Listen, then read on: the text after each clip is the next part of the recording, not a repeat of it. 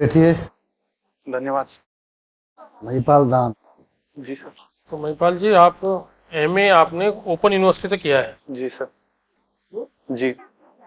PhD के लिए भी आपने कुछ दे दिया है शायद, है ना? जी। दिल्ली यूनिवर्सिटी में? जी सर। अच्छा। साइंस ग्रेजुएट है। नहीं सर, साइंस? साइंस से मैंने 12th करी है, बायो थी मेरे पास। और फिर ग्रेजुएशन? हिंदी ऑनर्स थी मेरे पास, हंसराज महाविद्यालय, अरे वाह, दिल्ली विश्वविद्यालय। वहाँ से आपने हिंदी ऑनर्स में किया है। सब्सिडरी क्या था? सर हिंदी थी, उसके साथ संस्कृत पढ़ी है मैंने एक सेमेस्टर, फिर एक में दर्शन पढ़ा है, तो अलग अलग थोड़ा थोड़ा। यंग लग रहे हो काफी आपको आप। जी सर, 23 साल उम्र हो गई अभी जुलाई में। तो पूछिए, आपने रीडिंग लिखी है, रीडिंग इन व्हाट सेंस, यानी किस तरह की रीडिंग करना पसंद? रीडिंग में सर, जैसे मैं अपने महाविद्यालय के दिनों में भी डिबेटिंग करता था, तो उसके कारण बहुत सारी अलग अलग तरह की चीजें जो मैं पढ़ पाता था, जिसमें सिर्फ साहित्य नहीं, साहित्य के इतर भी, जैसे कभी कभी थोड़ा बहुत अर्थशास्त्र की कुछ चीजें, जैसे बैड बैंक क्या है, जितनी भी बैड बैंक क्या है, इस तरह की जो पारिभाषिक चीजें थी, जितनी मैं सीख पाता था, तो साहित्य में भी मेरी रुचि है पढ़ने में, और भी चीजें खुद को जानकारी को थोड़ा और अद्यतन करने के लिए। यानी आप तो दिल्ली में आपको अच्छी जगह पढ़ने का अवसर मिला, तो साहित्य में पढ़ने में रुचि है, तो साहित्य हिंदी के इतर, हिंदी इतर भी साहित्य पढ़ा है आपने?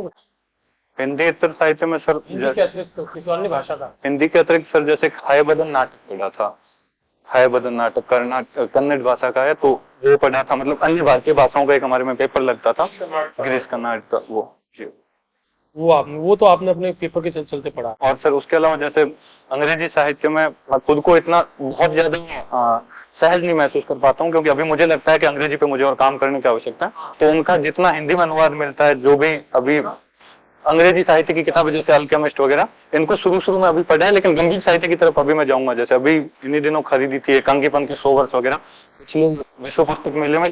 अच्छा, उसके तो वो तो मूलतः किसमें लिखा गया है? मूलतः सर भाषा में मुझे नहीं पता, मैंने अनुवाद 100 Years of Solitude किसमें, कौन सी भाषा में लिखा? अंग्रेजी का तो नहीं है वो? मूल भाषा नहीं पता है, तो मैं ये बोल रहा हूँ, मैं विदेशी साहित्य की तरफ बढ़ने की तरफ। चलो, उसमें एक चीज आई है, उसी बात करते हैं, जिसको हिंदी साहित्य में बहुत इस्तेमाल किया गया, जादुई यथार्थ। 100 Years जो गैब्रियल गार्सिया मार्क्वेज हैं, तो सर पढ़ा ही नहीं है, खरीदा ही है। उसको हिंदी में बहुत इस्तेमाल किया, हिंदी के साहित्यकारों ने भी। हाँ, वो बहुत जगह उसको उद्धृत किया जाता है, इसलिए मुझे लगा कि मुझे वो भी पढ़ना चाहिए। सुना है आपने जादुई यथार्थ शब्द सुना है? जादुई यथार्थवाद सब तो सुना है, लेकिन वो यथार्थवाद का एक विकास है, लेकिन उसके बारे में कोई जानकारी मुझे नहीं है कि वो किस प्रकार से। तो यानी आप गंभीर साहित्य कुछ और कहना चाहते हैं, तो हिंदी में गंभीर साहित्य क्या पढ़ा आपने? हिंदी में गंभीर साहित्य में सर, जैसे चित्रलेखा और प्रेमचंद जी के कुछ उपन्यास पढ़े हैं, अज्ञे को पढ़ा है मैंने। अज्ञे में क्या पढ़ा? के 4 उपन्यास पढ़े हैं मैंने, मतलब ग्रेजुएशन के 4 उपन्यास ही नहीं अज्ञे के? शेखर जीवनी के दोनों भाग, जिसको मैं अज्ञानतावश ज्ञान लिया, वो एक दूसरे का विकास है, और बाकी दोनों नदी के द्वीप और एक और है उनका। नदी के द्वीप भी पढ़ा आपने? जी, अपने अपने अजनबी। वो सब अज्ञे पे। ये अपने अजनबी पे, जैसे जादुई यथार्थ एक भारत की परंपरा है, हम अपने साहित्य पे थोपते हैं। कुछ लोग कहते हैं अपने अपने अजनबी पर भी पाश्चात्य प्रभाव है। जी सर, उसार्थ के अस्तित्ववाद का प्रभाव उस पर बताते हैं कि वो मृत्यु दर्शन के बारे में बात करते हैं, मृत्यु की जिजीविषा के बारे में, तो अज्ञे पर प्रभाव, अज्ञे भी थोड़ा बहुत इसको स्वीकारते भी अपने ऊपर, एलियट का प्रभाव, सार्थ का प्रभाव, तो उन पे है प्रभाव अज्ञे पर।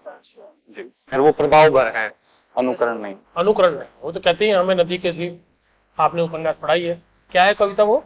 हम नदी के द्वीप हैं, स्थिर समर्पण है हमारा, हम बहेंगे नहीं, बह जाएंगे तो हम रहेंगे नहीं, बहना रेत होना है, तो हम नहीं चाहते हमें छोड़ के नहीं बह जाए, वो हमारी जननी है। तो मतलब वो समाज की उपादेयता तो मानते हैं, लेकिन इतना नहीं कि समाज उनके ऊपर हावी हो जाए कि व्यक्ति की व्यक्तिनिष्ठता। तो इससे कौन सी काव्य परंपरा निकली? इससे ये किस काव्य परंपरा की प्रतिनिधि पंक्तियां हैं? प्रयोगवादी कहेंगे, उसके आगे भी जाएंगे कुछ? नहीं सर, प्रयोगवादी के बाद नई कविता का भी वो विकास तो है। नवी, बहुत सुंदर, बहुत जोरदार, बहुत जोरदार। अच्छा, जो प्रयोगवाद का व्यक्तिवाद है, जिसका तुमने भी जिक्र किया, और छायावाद का व्यक्तिवाद, उसमें क्या अंतर है, क्या डिफरेंस है? सर, जो छायावादी व्यक्तिवाद है, उसमें एक तो वो व्यक्तिवाद उनको पारलौकिक रहस्यवाद की तरफ लेकर जाता है। वो अपने व्यक्तिवाद या निज की अभिव्यक्ति में थोड़ा पारलौकिक हो जाते हैं, वो असीम की तरफ चले जाते हैं कि जो इलौकिक या जो प्रयोगवाद का व्यक्तिवाद है वो इलौकिक है। दूसरा, प्रयोगवाद के जो कवि हैं वो समाज के अंदर, समाज से स्वतंत्र नहीं होना चाहते हैं, वो चाहते हैं कि हम समाज में भी अपना योगदान दें। कोई उसका उदाहरण दो। अभी जो मैंने कविता पढ़ी, ये द्वीप अकेला, इसको भी पंक्ति को दे दो, और हम नदी ये के दीप अकेला स्नेह भरा है गर्व भरा है माता पर, इसको भी पंक्ति इसको भी बहुत पाती को जोरदार, डालो। बहुत। कि आपने अभी ये तो जो पढ़ी हैं छायावाद में प्रयोग हुए हैं, जी हुए हैं। और आप अभी अभी कह रहे थे कि आगे प्रयोगवादी धारा के मुख्य रोधा वही है ना? निराला ने भी प्रयोग किए हैं, तो हम प्रयोगवाद निराला को श्रेय दें या उनको दें? जैसे कंटेंट के स्तर पर निराला ने दिया, जिन विषयों पर आज तक कविताएं नहीं लिखी जा रही थी उन विषयों को निराला ने अपने काव्य का विषय बनाया। झिंगुर को झिंगुर कर बोला, हाँ। और कंटेंट के अतिरिक्त भी अगर उसकी शैली को भी देखें तो वो भी उन्होंने बहुत प्रयोग किए।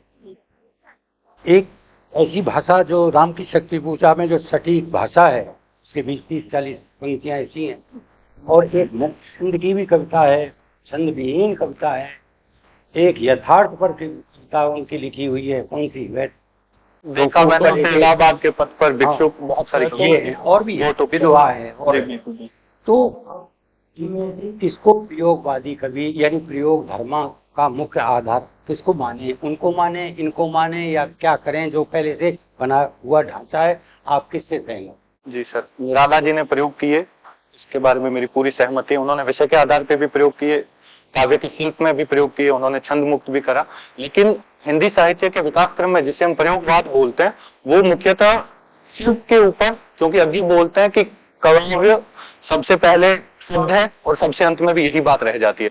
तो जो प्रयोगवाद शब्द है, इससे पहले तो ये को खुद को होती है क्या सबसे पहला शब्द है कि काव्य सबसे पहले भी शब्द है और सबसे अंत में भी यही बात रह जाती है कि काव्य शब्द है। बहुत ये भाषा को बहुत ज्यादा प्राथमिकता देते हैं। दूसरा, जब यज्ञ ने तार सप्तक का संपादन किया तो वो बोलते हैं कि हम जो कवि हैं हम प्रयोग के अन्वेषी, हम नया प्रयोग करते हैं, क्योंकि जो हमारी अभिव्यक्ति है अभी उसे व्यक्त करने के लिए जो पुरानी भाषा है प्रयोग से पहले की प्रगतिवाद तक की, वो भाषा समृद्ध नहीं रही है, तो नई भाषा गढ़नी पड़ी उन्हें। तो भाषा के गिरने के स्तर पे सर उनका प्रयोग है। राहों के अन्वेषी है जी, नवीन राहों के अन्वेषी।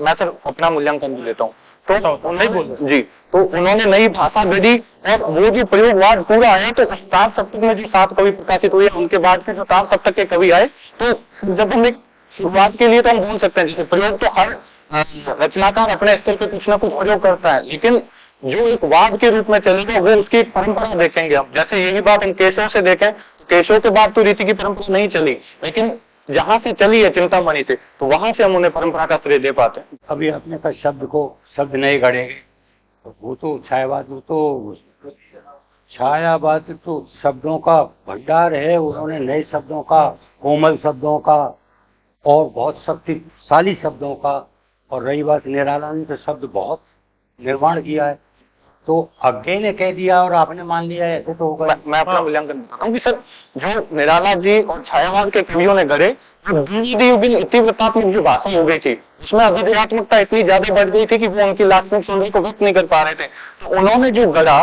वो द्विवेदी युग की तुलना में तो बहुत प्रयोगधर्मी है। हालांकि ऐसे भी वो प्रयोगधर्मिता है, उन्होंने नए शब्द गढ़े, लेकिन जहां तक जैसे निराला के समय का जो समाज था उसकी जो संवेदनाएं थी वो संवेदनाओं को व्यक्त करने के लिए उन्होंने अपनी भाषा गढ़ी, और कलयुग का कवि गिरता है। लेकिन प्रयोगवाद तक जब देश भी स्वतंत्र हो रहे हैं, मोह भंग हो रहा है, आपकी लोकतंत्र से भी आस्था उठ रही है, वो संतरास आ रहे हैं, ऐसी नवीन भावनाएं, जैसे अज्ञे कहते हैं कि सृजना के लंबी पल नहीं होते, वो बस एक क्षण भर की बात है, एक क्षण में काव्य घटित हो जाता है, एक चुंबन में प्रेम परिणित हो जाता है। तो उस क्षण को व्यक्त करने के लिए जो भाषा की आवश्यकता थी वो अज्ञे और प्रयोगवादी कवियों ने गढ़ी, उन्होंने नए मुहावरे गढ़े, नए प्रतीक गढ़े।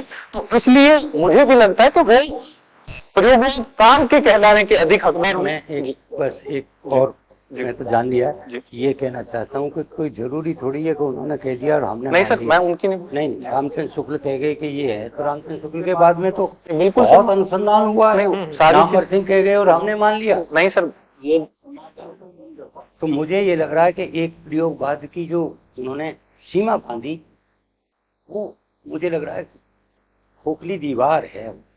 जैसे नई कविता और प्रयोगवाद में वो खोखली दीवार, ऐसे अगर ढांचे में एक आज से शुरू, आज से ये ऐसा नहीं होता। नहीं सर, उस बात से तो मैं भी सहमति दिखाता हूँ कि अचानक से कोई काव्य उत्पन्न नहीं होगा, उसकी पृष्ठभूमि तो रहेगी, उससे पहले की शुरुआती रचनाएं भी हम उस कालक्रम से पहले देखते हैं। लेकिन और सर जो नई कविता और प्रयोगवाद की आप सीमा की बात करते हैं, उसमें तो सर ये है कि अज्ञे को तो प्रयोगवाद नाम से खुद को बड़ी आपत्ति रही कि हम प्रयोगवादी उसी सेंस में जिस प्रकार से हम कवि हैं। अगर आप पूरी प्रयोगवादी अब सही है, जी, अब ये पहले से सही था, ये अब ये सही है।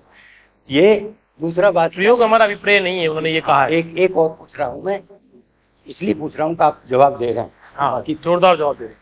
दूसरी बात ये है कि किसी ने कह दिया और हमने मान लिया तो ये बात बनेगी। आप उसको लॉजिक से समझाएंगे तो बात बन जाएगी। नहीं, आपका मतलब कोई भी होगा, ये शोध का विषय है कि भैया प्रयोगवाद नहीं करता। ये धूमिल के बारे में, धूमिल एक साधोत्री कविता हिंदी कवि है और धूमिल इतना जागरूक कवि है अपने समय और समाज को ध्यान में रखते हुए। धूमिल की जैसी उग्रता या बेचैनी या ताहत व्यवस्था को देख करके किसी शब्द भी उसी तरह के गिरे तो शब्द नहीं माने जाते। उस परंपरा में आगे कौन से हैं धूमिल की अगर चर्चा करें?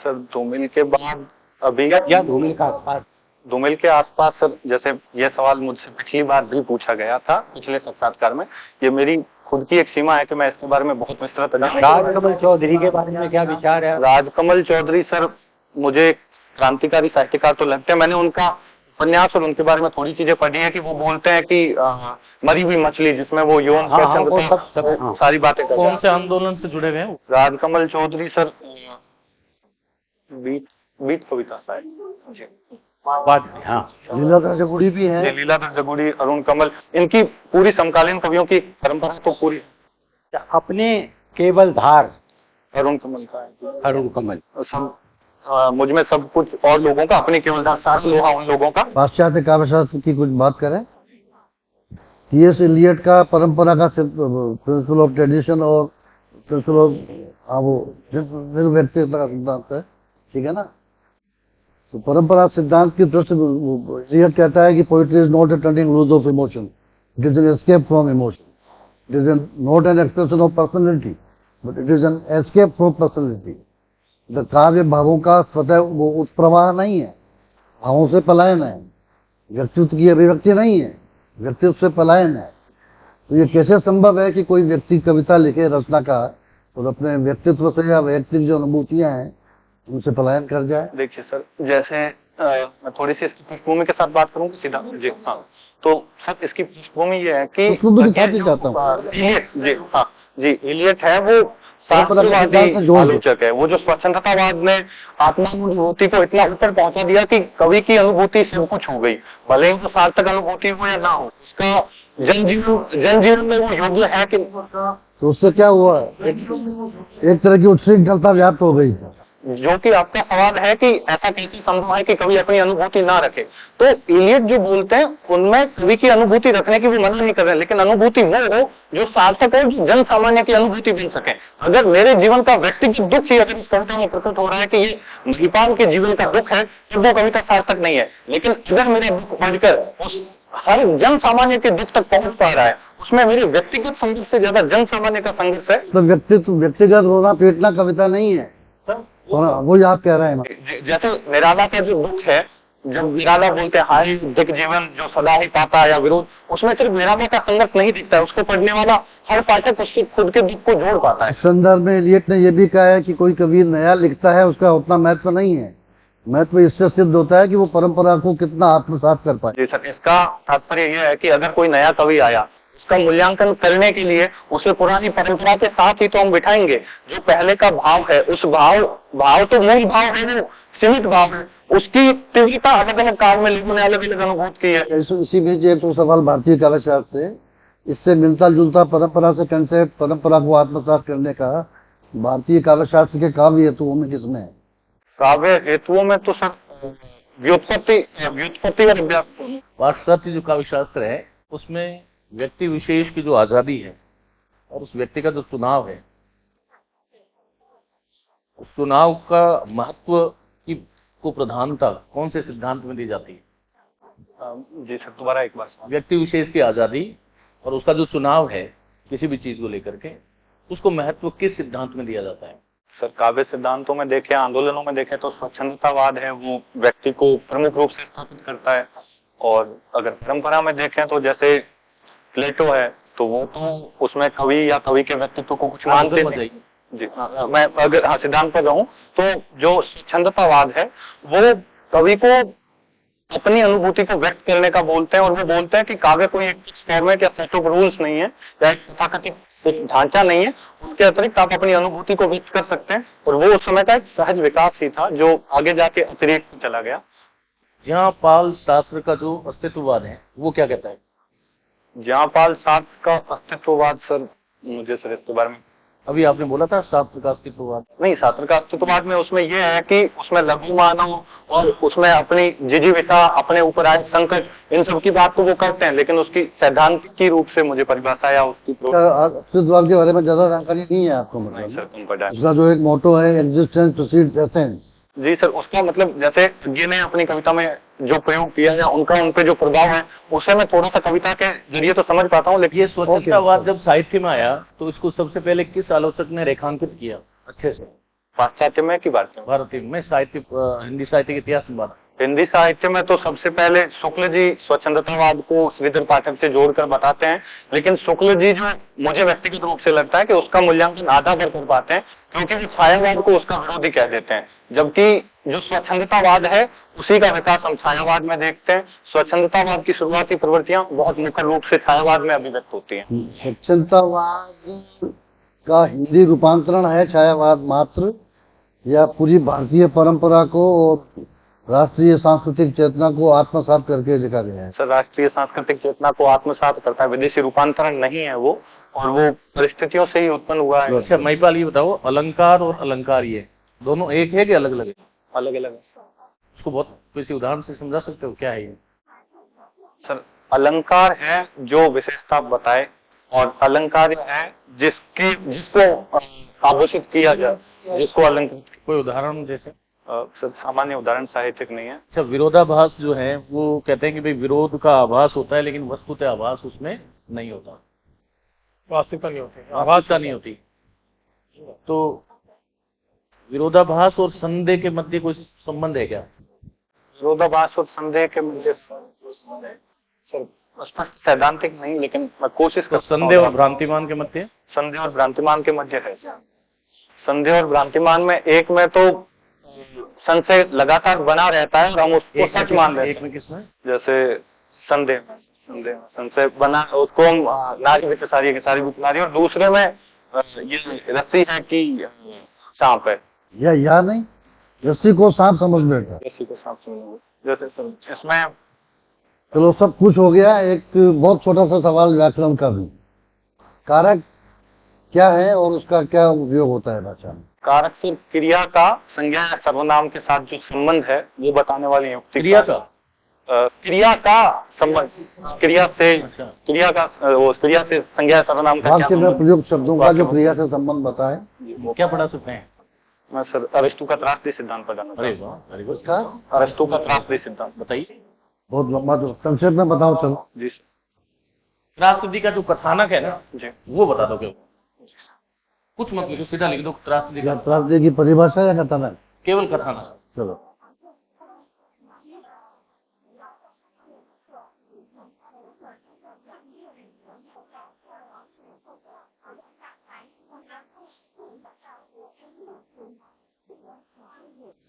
त्रासदी का कथानक। तो अरस्तु जब त्रासदी की बात करते हैं तो त्रासदी के 6 अंक निर्धारित करते हैं: कथानक, चरित्र, विचार, पदावली, गीत और दृश्य योजना। इन 6 तत्वों में सर्वाधिक महत्वपूर्ण अरस्तु के हिसाब से कथानक है। वो यहाँ तक कह देते हैं कि कथानक त्रासदी की आत्मा है और चरित्र के बिना तो त्रासदी संभव है, लेकिन कथानक के बिना संभव नहीं है। जो ये कथन है ये तो एकांगी कथन है, क्योंकि जो बाद का नाट्य साहित्य हम देखते हैं या बाद का यूरोप में भी साहित्य देखते हैं तो उसमें चरित्र प्रधान नाटक मुख्यतः लिखे गए। लेकिन अरस्तु जी कथानक को इतना महत्व देते हैं, इसका कारण यह है कि वो जब त्रासदी को परिभाषित करते हैं तो वो उसमें बोलते हैं कि त्रासदी किसी गंभीर, निश्चित तथा स्वतःपूर्ण आयाम से युक्त कार्य की अनुकृति का नाम है। अर्थात त्रासदी में कार्य की अनुकृति है वो ज्यादा महत्वपूर्ण है, व्यक्ति के जीवन से भी ज्यादा महत्वपूर्ण। दूसरी बात, कथानक केवल कथा नहीं है, वो घटनाओं का एक सुनियोजित जोड़ना है, और वो कथाएं इस तरीके से जुड़ी होनी चाहिए कि उसमें एकान्विति का गुण हो। एकान्विति यानी कि उसमें जो कुछ हो उसमें से कुछ भी अतिरिक्त न। कथानक के कितने भाग किए हों? जी, कथानक सर 2000 रुपए। एक तो सरल कथानक है, जटिल कथानक बोलते हैं, और दूसरा भी कहते हैं कि 3 प्रकार के कथानक है, दंत कथा मूलक, ऐतिहासिक और काल्पनिक। और इसमें तो सर्वश्रेष्ठ दंत कथा मूलक। दंत कथा मूलक कथानक को जब हम भारतीय किसी काव्य महाकाव्य के संदर्भ में कथानक से तुलना करते हैं तो उसमें वहां पर भारतीय उसको क्या मानते हैं? सर मिश्र कथानक। मिश्र कथा।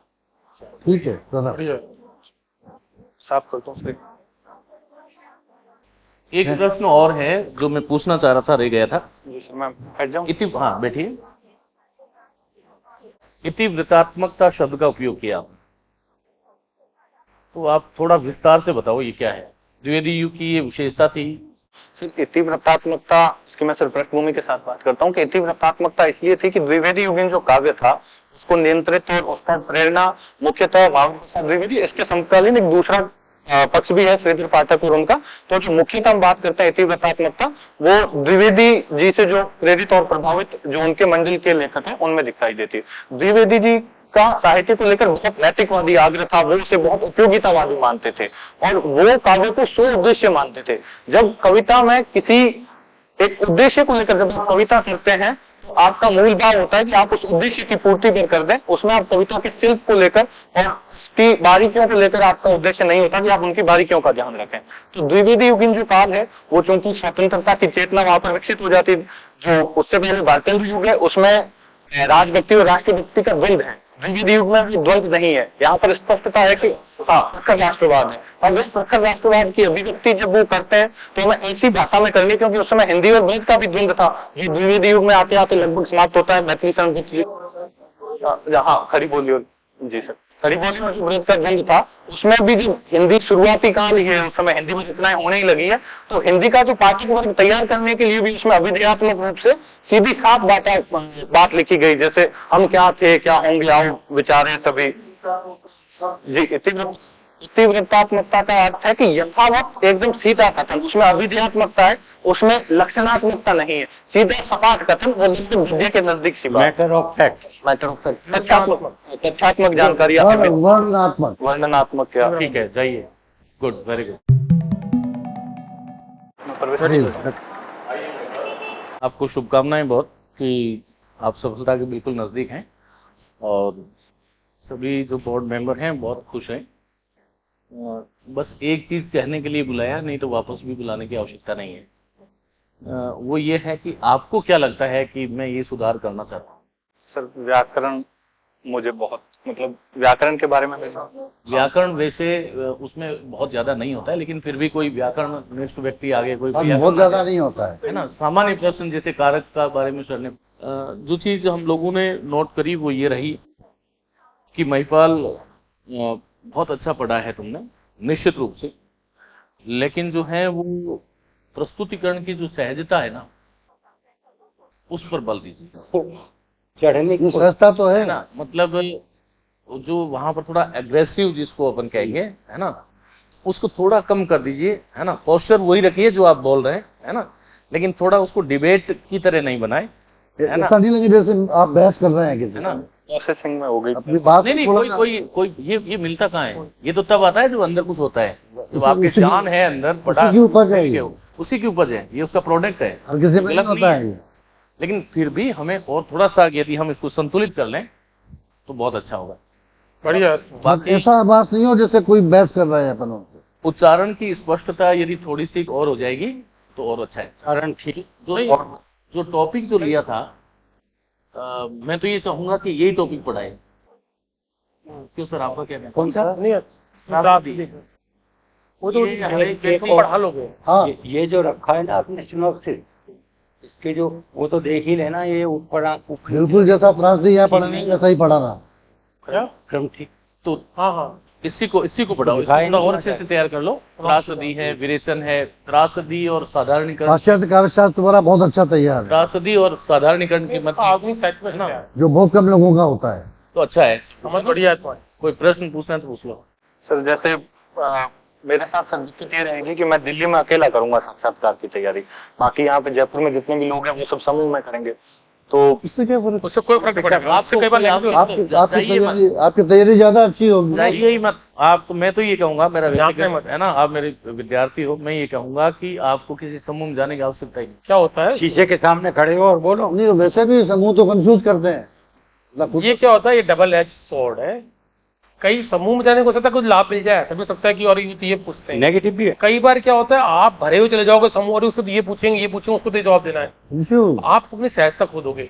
बिल्कुल फ्रेश होकर जाओ, क्योंकि उनके जो सूचनाएं प्राप्त करोगे ना, वो आपके दिमाग को फंसा देंगी। हमारी आवश्यकता है उच्च शिक्षा को। हाँ, कई बार आप हाईजैक हो जाते हो उसके एजेंडा से कि वहां तो ये चल रहा है।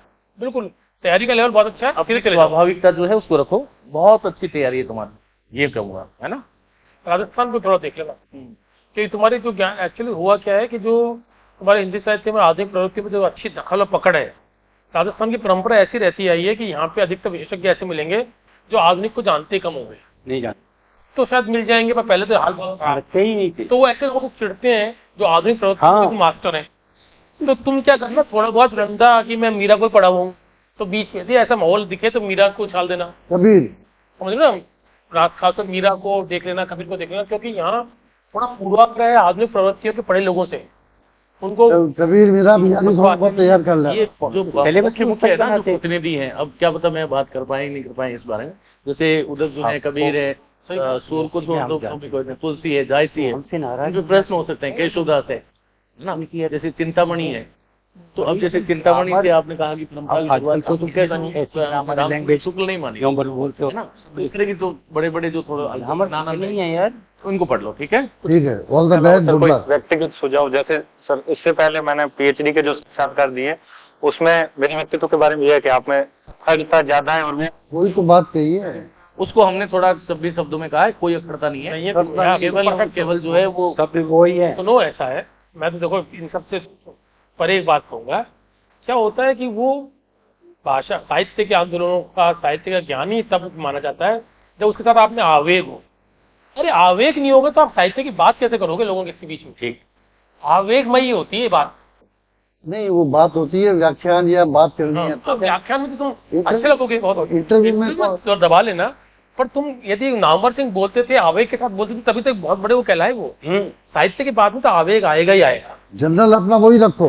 हाँ। इंटरव्यू में थोड़ा क्योंकि औपचारिक साक्षात्कार में है। हमारा दोनों का सजेशन ये है, सर सहमत है कि नहीं है कोई बात नहीं, लेकिन कि थोड़ा सा विनम्र बन जाना, पर थोड़ा संयत और संतुलित बस। ठीक है, और कुछ नहीं। अपना बाकी ओरिजिनल पोस्टर चेंज मत करना। तारीख की जगह दूसरे लिख दो। बाकी जन्मजात शिक्षक हो, आगे बढ़ोगे। नहीं, तुम्हारा कलेक्शन श्योर है। मुझे लग रहा है तुम ये this is not a place worthy for you.